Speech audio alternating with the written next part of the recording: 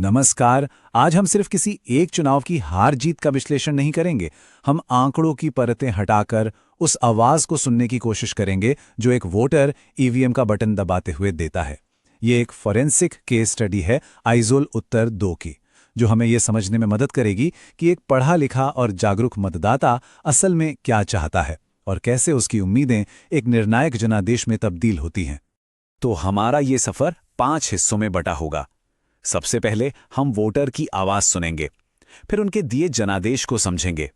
इसके बाद जो बड़ा बदलाव आया उसके पीछे के कारणों को खंगालेंगे और फिर देखेंगे कि ये सारी जानकारी एक बेहतर शासन का रास्ता कैसे बना सकती है, यानी आंकड़ों से एक्शन तक का पूरा सफर। तो चलिए सबसे पहले और सबसे जरूरी काम करते हैं, मतदाता की आवाज को सुनते हैं, क्योंकि कोई भी रणनीति तब तक कामयाब नहीं हो सकती जब तक आप जमीन की हकीकत और वहां के लोगों को गहराई से न समझ लें। इसके बिना तो सब कुछ हवा में तीर चलाने जैसा है। हम बात कर रहे हैं आइजोल उत्तर 2 की। ये मिजोरम की राजधानी का एक बहुत ही अहम शहरी इलाका है जो अनुसूचित जनजाति के लिए आरक्षित है। अब शहरी केंद्र होने की वजह से यहाँ के लोगों की उम्मीदें और चुनौतियां दोनों ही बहुत खास हैं। ये सिर्फ एक चुनाव क्षेत्र नहीं है, बल्कि एक ऐसा इलाका है जहां आज की आकांक्षाएं पारंपरिक मूल्यों के साथ कदम से कदम मिलाकर चलती हैं।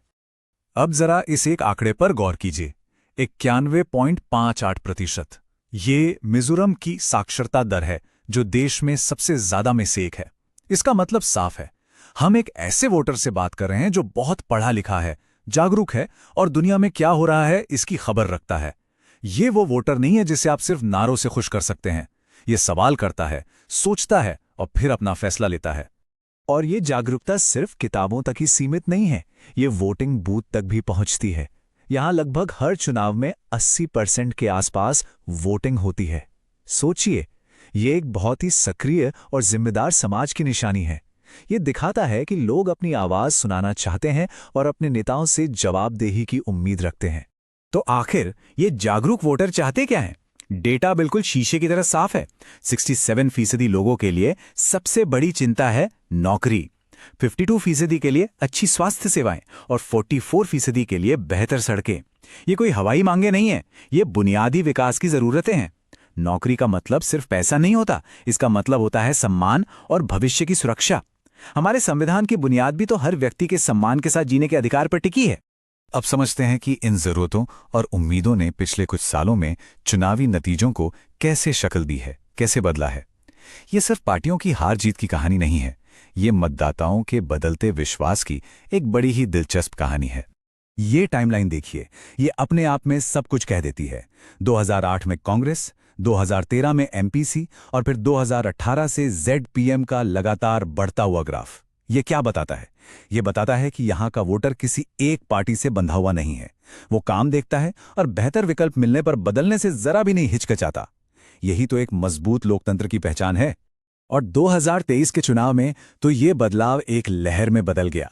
जेडपीएम को मिले करीब 56% वोट, जबकि उनकी मुख्य प्रतिद्वंदी एमएनएफ सिर्फ 23% पर सिमट गई। ये एक बहुत ही निर्णायक, एक बहुत ही स्पष्ट जनादेश था। ये सिर्फ एक जीत नहीं थी, ये एक साफ संदेश था कि वोटर अब बदलाव चाहता है, एक बड़ा बदलाव। तो सवाल ये उठता है कि ये इतना बड़ा और निर्णायक बदलाव ये हुआ कैसे और क्यों हुआ? सिर्फ सतह को देखने से असली वजह पता नहीं चलती। इसे समझने के लिए हमें गहराई में उतरना होगा और एक सिस्टमैटिक तरीके से इसका विश्लेषण करना होगा। इस बदलाव की तह तक जाने के लिए हम चतुर्मुख सिद्धांत का इस्तेमाल करेंगे। ये एक ऐसा फ्रेमवर्क है, एक ऐसा नजरिया है जो किसी भी चुनावी नतीजे को 4 अलग अलग लेकिन एक दूसरे से जुड़े हुए पहलुओं से देखता है।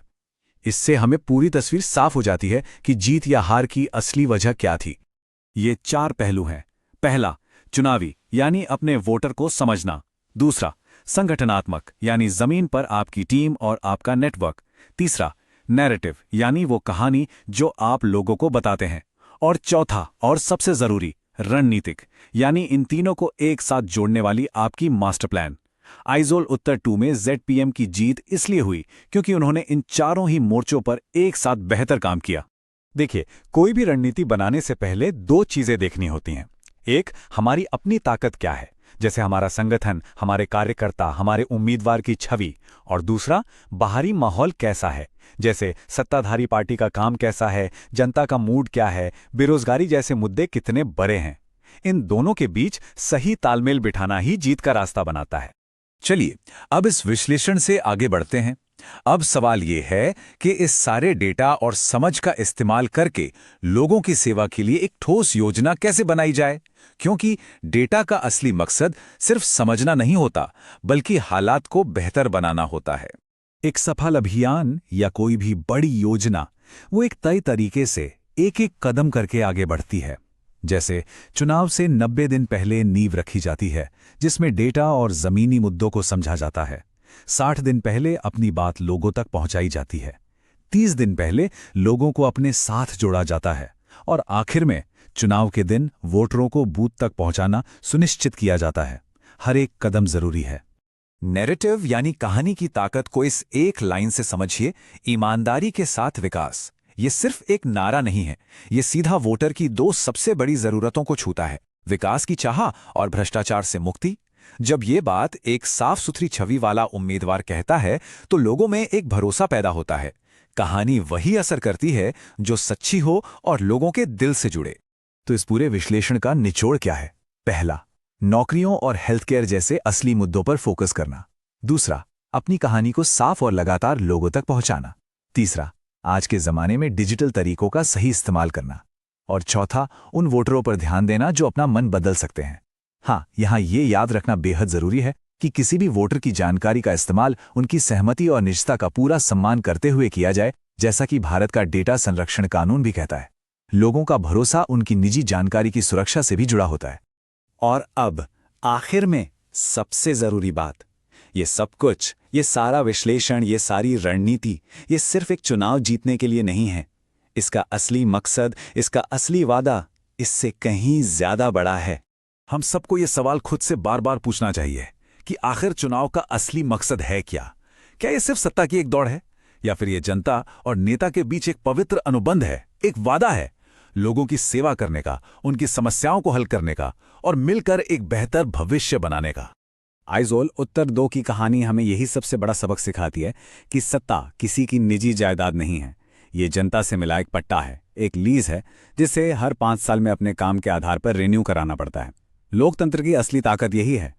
अगर आप एक जन केंद्रित नेता बनना चाहते हैं और अपने निर्वाचन क्षेत्र का उत्थान करना चाहते हैं तो blueprintstrategies.ai से mgr@blueprintstrategies.ai पर संपर्क करें या 0104-204-1602 पर कॉल करें। राजनीति से परे उद्देश्य।